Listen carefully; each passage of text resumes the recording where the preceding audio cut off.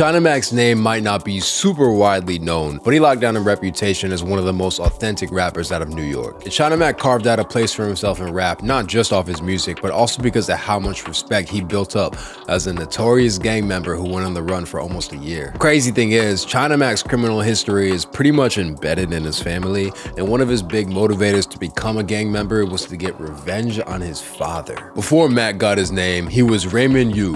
His parents were Chinese immigrants and he was born in Brooklyn, New York. His dad was a high-ranking gangster named Fox who was clicked up with the Flying Dragons, a gang who has been linked to some of the bloodiest and most violent turf wars in New York history. The Dragons were made up of mostly immigrants from Hong Kong and established a foothold in Chinatown. While extortion and kidnapping were reliable moneymakers for the Flying Dragons, they managed to gain a lot of power when they took over the city's heroin trafficking. China Mac's dad, Fox, was second in command to Machine Gun Johnny, aka Onion Head, a gangster who was born in Hong Kong and led the Flying Dragons. Onion Head was affiliated with the triads who ran Hong Kong and used those connections to smuggle millions of dollars of heroin into America. The two of them put together a scheme where they would ship the drugs from abroad to a couple different women who were working for them in New York. While most of the shipments were successful, the DEA ended up intercepting one of the packages. A domino effect of arrest came through and Fox was arrested, while his son Raymond was only 6 years old. While Fox was locked up, Onion Head would look after his family and check in on his son Raymond, making sure that his lieutenant's wife and kids were financially straight. But despite all this, Fox made the decision to snitch out his boss and testify against Onion Head.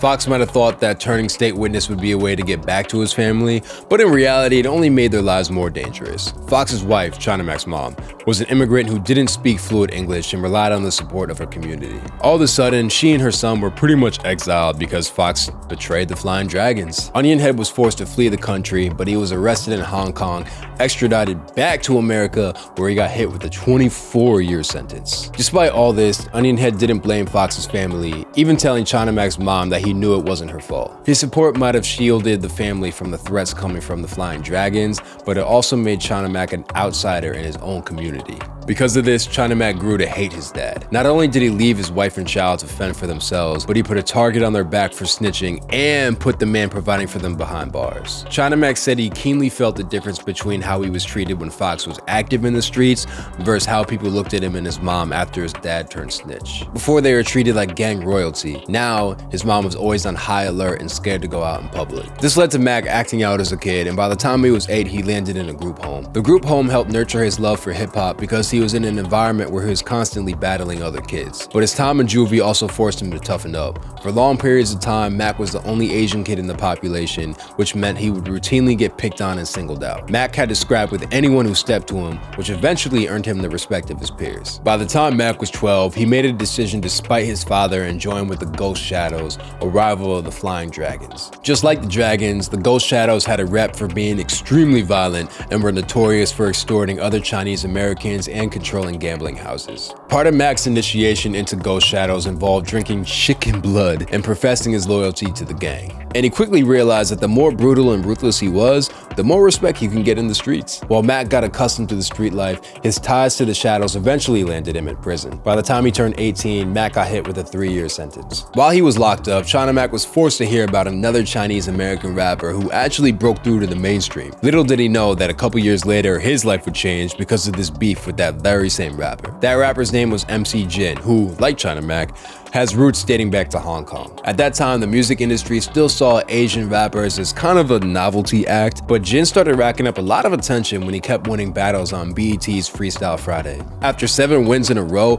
MC Jin was inducted to the Freestyle Friday Hall of Fame and announced that he had signed a deal with Rough Riders, the same crew that held down hardcore New York rappers like DMX and The Lox. China Mac had to see and hear about all this happening while he was locked up. The news about another Chinese American rapper finding success made him jealous. The way Mac saw it, he deserved to be making it in rap. And he was really from the streets. Like, he really lived that life, and he wasn't above going full demon mode against anyone who crossed him. And unfortunately, MC Jin would find this out for himself.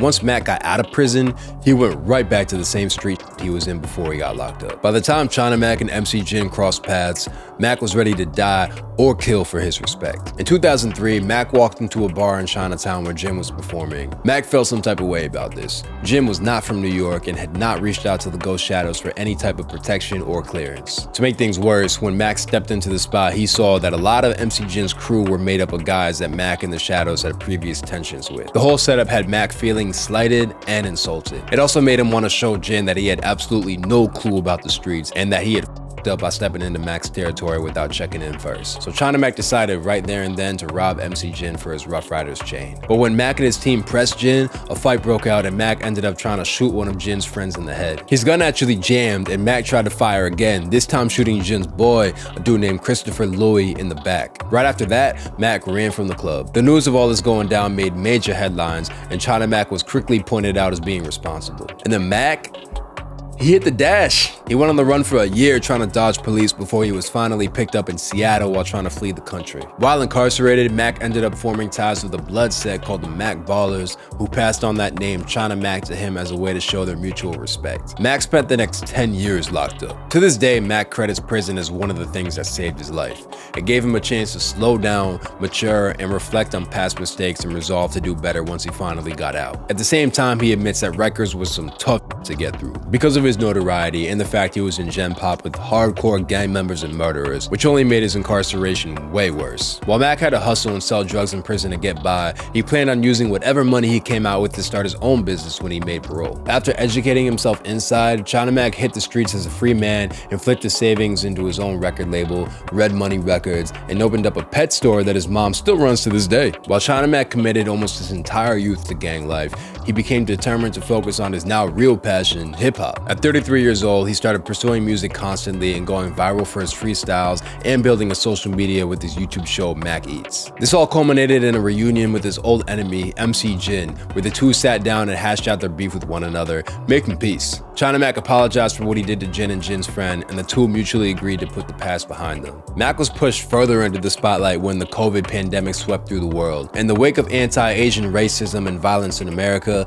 China Mac stepped up to make his voice heard. While Mac spent years in the streets using violence to get what he wanted, he now found himself speaking out against attacks on vulnerable Asians. China Mac wrote and put out "They Can't Burn Us All," a protest song that spoke on the issue that had fans rallying outside with his message. Since "They Can't Burn Us All" dropped, China Mac's profile has only gotten bigger to the point that he had to deny having any interest in getting into politics. Still, you gotta admit that Mac's come up from having his father betray his family to being part of the Ghost Shadows before he was a teenager to being locked up for 10 years is one of the wildest stories in hip-hop, and goes to show how unexpected and non-stop China Mac's grind is. Nobody really has an idea where it might take him next, but Mac only seems to be getting more and more relevant.